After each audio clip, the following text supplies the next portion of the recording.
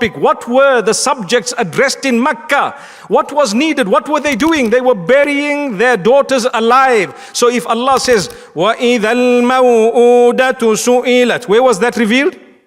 Mecca. They start thinking, why did I bury my daughter? Look, Allah is saying that the daughter is going to be questioned. Why were you buried? بِأَيِّ ذَنْبٍ قُتِلَتْ, what crime did you commit so that they killed you?